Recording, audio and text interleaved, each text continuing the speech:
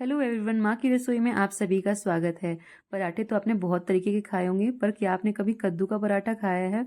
बहुत ही बढ़िया बनता है। कभी आप इसको ज़रूर बनाइएगा, क्योंकि बहुत सारे लोगों को कद्दू की सब्ज़ी नहीं पसंद है, तो ये इसका अल्टरनेटिव है। बहुत ही ज़्यादा हेल्दी होता है। तो अगर आप इस बार कद्दू खरीद के लाते हैं तो आपको कद्दू का पराठा ज़रूर बना के ट्राई करना चाहिए।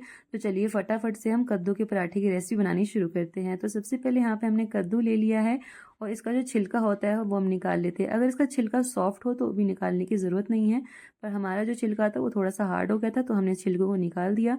अभी अंदर का जो सॉफ्ट पार्ट होता है इसको भी निकाल लेते हैं। इसे आप दाल में डाल सकते हैं, वेस्ट नहीं करना तो। और यहाँ पे देखिए, इसको अच्छे से हम धो लेते हैं। धो लिया है अच्छे से मम्मी ने, और इसको हम पीसेज में कट कर देते हैं, ताकि जब भी हम इसको कद्दूकस करें तो कद्दूकस करने में बिल्कुल भी मुश्किल ना हो, बहुत ही आसानी से कद्दूकस हो जाए। अगर आप कद्दूकस नहीं करना चाहते हैं तो सिंपली आप इसको चॉपर में डाल के चॉप भी कर सकते हैं। पर कद्दूकस करने से इस तरीके से जो लच्छे होते हैं, इसकी वजह से पराठा और भी ज़्यादा यमी लगता है। जब ये मुंह में आता है खाने में तो बहुत ही ज़्यादा टेस्टी लगता है। और साथ ही में हमने यहाँ पे अदरक लिया था, तो अदरक को भी हम यहाँ पे कद्दूकस कर लेते हैं। तो चलिए फटाफट से हम आटा लगा के रेडी कर लेते हैं। तो आटा अपने फैमिली के अनुसार कम या ज़्यादा भी कर सकते हैं। बहुत ही यमी पराठा बन के रेडी होता है और ज़्यादा टाइम भी नहीं लगता बनने में। कई बार ऐसा होता है ना कि बच्चों को या फिर बहुत लोगों को तो कद्दू पसंद नहीं होती है, तो आप इस तरीके से कद्दू के पराठे बना के ट्राई कर सकते हैं, सभी को पसंद आएगा। तो हमने यहाँ पे एक अपने काम भर आटा निकाल लिया है, उसमें डाल लेते हैं हम कसूरी मेथी। अगर आपके पास हरा धनिया पत्ता हो तो आप वो भी डाल सकते हैं। साथ ही में हम इसमें हल्दी डाल देंगे आधा चम्मच। अजवाइन मंगरेल तो बहुत मस्ट है, इसको तो डालना ही है। और यहाँ पे हम बहुत ही बारीक बारीक करके मिर्ची काट लेंगे, जो हरी वाली मिर्ची होते हैं। तो इस तरीके से बीच में से कट करके आप इसके छोटे छोटे से पीसेस कर लीजिए। अगर आपके छोटे बच्चों को खिलाना है इसको बना के, तो आप मिर्च अवॉइड कर सकते हैं। या तो अगर आप बहुत तीखा खाते हैं तो आप इससे भी ज़्यादा मिर्च डाल सकते हैं, और साथ ही में आप लाल मिर्च का पाउडर भी यूज़ कर सकते हैं। अभी हम इसको चम्मच से या फिर हाथ से भी आप इसको अच्छे से मिला सकते हैं। इसके बाद आप इसमें घिसा हुआ कद्दू डाल दीजिए, यानी कि जो पम्पकिन होता है वो। और यहाँ पे सबसे पहले पानी डालने से पहले आप इसको अच्छे से मसल लीजिएगा, क्योंकि कद्दू में भी अपना पानी होता है। तो सबसे पहले इसको अपने हाथ से मसल लीजिएगा, तभी पता चलेगा कि ऊपर से आपको इसमें कितना पानी ऐड करना है। अब यहाँ पे मम्मी ने पानी डाल के आटा अच्छे से गूंद लिया है। तो जिस तरीके से आप रोटी के लिए आटा गूंदते हैं, बिल्कुल उसी तरीके से हमें इसको सॉफ्ट लगा के तैयार करना है। अभी हम इसको छोड़ेंगे नहीं, क्योंकि छोड़ने से गीला हो जाएगा। तो जब तक मतलब हम यहाँ पे क्या करते हैं, चटनी की तैयारी कर लेते हैं। तो चटनी हम बनाएंगे यहाँ पे आंवले और टमाटर की।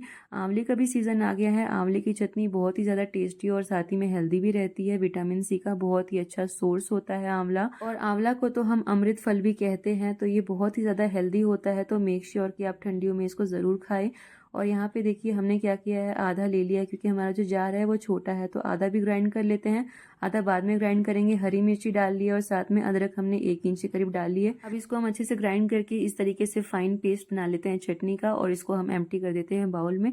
इसी तरीके से हम दूसरा बैच भी अच्छे से ग्राइंड करके रेडी कर लेते हैं। तो हमने इसमें भी डाल दिया है टमाटर और आंवला, और इसमें साथ ही में हम डाल देते हैं मिर्च। आंवला कसैला होता है, तो बहुत लोगों को आंवला की चटनी पसंद नहीं है, पर इस तरीके से अगर आप टमाटर डाल के इसको ग्राइंड करेंगे तो उसका कसैलापन भी खत्म हो जाएगा, और साथ ही में इसके जो पोषण होते हैं वो भी खत्म नहीं होंगे, वो भी इसमें बने रहेंगे।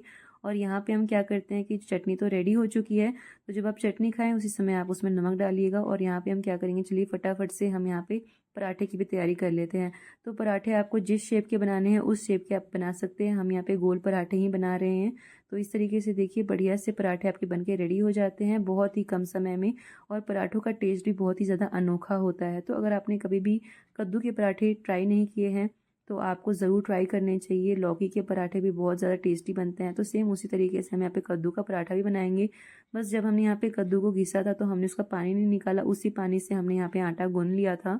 तो यहाँ पे क्या किया, हमने पराठे को ग्रीस करने के लिए घी का यूज़ किया है। आप चाहे तो पराठे को बटर से या तो फिर ऑयल से भी आप इसको ग्रीस कर सकते हैं, पर घी से बहुत ही बढ़िया फ्लेवर आता है। और साथ ही में अगर आप चाहे तो बटर का भी यूज़ कर सकते हैं, उससे भी बहुत ही अच्छा फ्लेवर आता है। पका पका के इसको अच्छे से लाल कर लीजिएगा, मतलब बिल्कुल भी कच्चा नहीं रहना चाहिए। और यहाँ पे देखिए दूसरा बैच भी हम पराठे का रेडी कर लेते हैं। तो इस तरीके से हमारे 2 पराठे बनके रेडी हो चुके हैं। हमने इसको सर्व कर दिया है प्लेट में। साथ ही में हम यहाँ पे चटनी भी सर्व कर देते हैं आंवले और टमाटर की। टमाटर और आंवले की चटनी तो बहुत ही शानदार लगती है, चाहे आप पराठा के साथ खाएं चाहे रोटी के साथ खाएं या तो चावल के साथ भी बहुत ही ज़्यादा परफेक्ट लगती है। तो आपको इस सीज़न टमाटर और आंवले की चटनी और ये पराठा ज़रूर ट्राई करना चाहिए, आप सभी को बहुत पसंद आएगी। और अगर आपने ये रेसिपी बनाई और अगर आपको ये रेसिपी पसंद आई हो तो मुझे कमेंट करके ज़रूर बताइए कि आपको आज की रेसिपी कैसी लगी। और साथ ही में अगर आपको वीडियो पसंद आई हो तो वीडियो को लाइक करना मत भूलिएगा, क्योंकि बहुत ही अच्छा लगता है आपके लाइक और कमेंट्स देख के। तो अब मिलते हैं नेक्स्ट वीडियो में, तब तक के लिए आप सभी बने रहें माँ की रसोई के साथ।